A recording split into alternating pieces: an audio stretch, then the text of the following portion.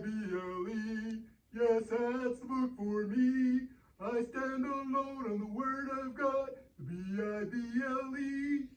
Oh, hey, Blue. It Hey, sounds, Sister Sonya. sound like you are in a singing mood tonight. I am, but I'm always good for a Bible story. Well, good deal, since it is bedtime Bible stories. Hello, boys and girls. Last week, we talked about Noah's Ark. Remember? Him and his family. A total of 8 people were saved by his obedience. But tonight, we're going to talk about another hero of faith. Okay. Abraham. Abraham.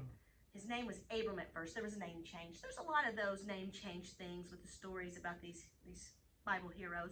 But anyhow, again, another time span, a big gap in between Noah and the story of Abraham. So are you ready? Yeah. All right. Let's begin. God's promise to Abraham. The Lord said to Abraham, leave your country and your people. Leave your father's family. Go to the land I will show you.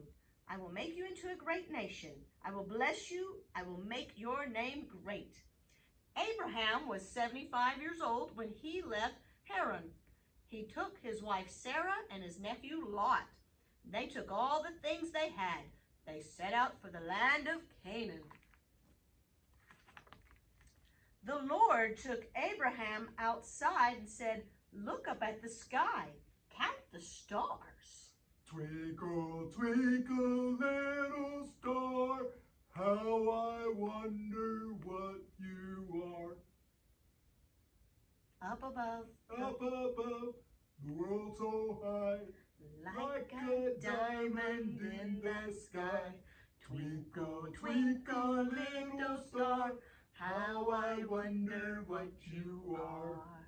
Man, that's a lot of stars. Yeah. But anyhow, Blue, I knew you were in a singing mood. I knew it was coming. Uh-huh. All right, so God told him to count the stars.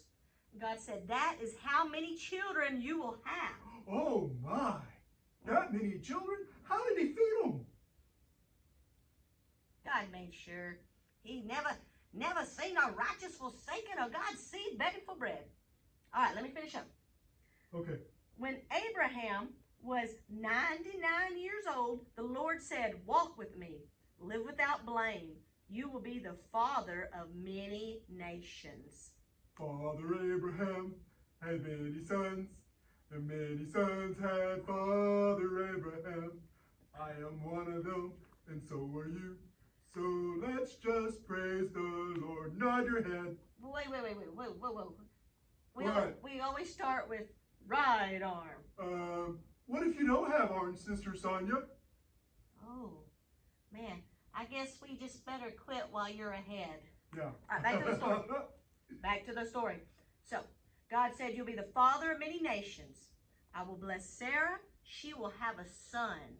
Name him Isaac. Now, this part's called God tests Abraham. The Lord was gracious to Sarah. He did for Sarah what he promised to do. Sarah had a son. Abraham named him Isaac. And sometime later, God put Abraham to the test. He said to him, Abraham, take your only son. He's the one you love. Take Isaac, go to Mount Moriah, give him to me as a burnt offering. Now, in these children's Bibles, a lot of time gap, because just on this page, we see that the promise came, baby Isaac was born, and then we see several years later, he's like a young teenager. I don't know the exact age that he was, but he's not a baby anymore. And this is when the test for Abraham occurs. So Abraham, who waited and waited for that promised son in his old age, Sarah's old age, it was like, man, this is impossible, but nothing is impossible with God and for God, because all things are possible with God. He's for us. He's never going to leave us nor forsake us. His promises are yea and amen.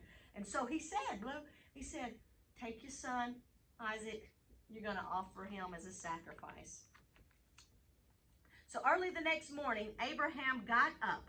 He put a saddle on his donkey. He took his son Isaac with him. He cut enough wood for the burnt offering. Then he started out.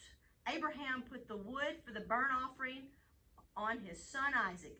He himself carried the fire and the knife. And Isaac spoke up. He started realizing, missing something here, Daddy. He said, Father, the fire and the wood are here, but where is the lamb for the burnt offering? Abraham answered, God will provide the lamb, my son. And Abraham built an altar. He put the wood on it. He tied up Isaac.